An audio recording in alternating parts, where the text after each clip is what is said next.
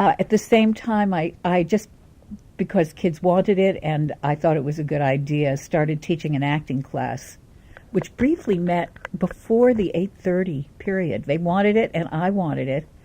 And this was completely voluntary. I mean, I wasn't paid for it or anything. But we met, this did not last, let me just say. We met at 6:30 in the morning, if you can believe it. The idea that anyone would be willing to get up that early for an acting class impressed me, and it made us feel very dedicated, and we were very dedicated. I got a room alone. Freshmen generally do not get single rooms. I mean, there's places that are really coveted, and people kept saying, "How did you get the single room?" Well, I mean, the way I thought about it, I thought, yeah, the college decided to give me a single room because they did not want to have any difficulty with a roommate all of a sudden having an African American roommate. He had power in the Senate to bring bills to people's attention. He had power to work for passage. He knew that to get something done, he would have to have people on his side. And I just think that there's magic in politics. People either are politicians or they aren't, and Paul was a politician. We developed maybe an exaggerated, but a very fruitful sense of that issues were something that affected us, not just the blacks in the South, not just the Vietnamese or whatever, but and I think it engendered a healthier attitude towards all kinds of issues.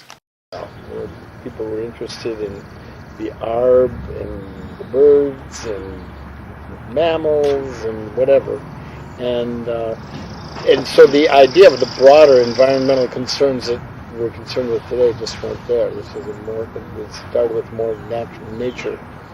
And here was Bill, tough athlete. I mean, he was all jock, sitting on the bottom step at Severance Hall, those steps there, crying, all by himself.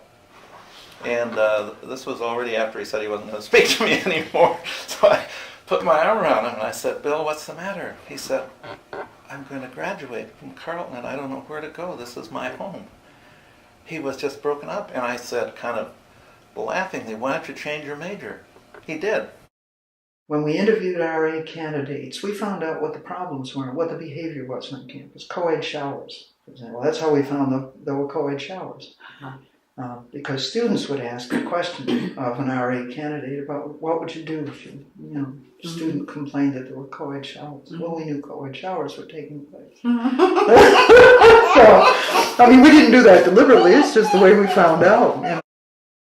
It was a large window into several different religious traditions, which is after the original purpose of Druidism was accomplished, which is to say the abolishment of the religious attendance requirement back in the early 60s.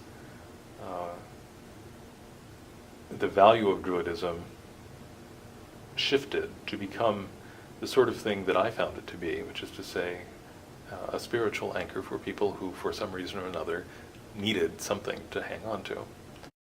It was okay to be a gymnast because it's a very feminine. Right. Great. It was okay to be a figure skater. Mm-hmm. It was kind of okay to be a diver or a swimmer because you just kind of got in there and it was very sterile. There was no show of aggression. Mm-hmm. What was very difficult to have accepted by society, by parents, by brothers, by boyfriends, as I was saying before, what were the sports in which women looked like they were exerting or looked kind of aggressive, because that wasn't thought to be, quote, feminine. But and that's why I love this school. It let me do it my way, in a way.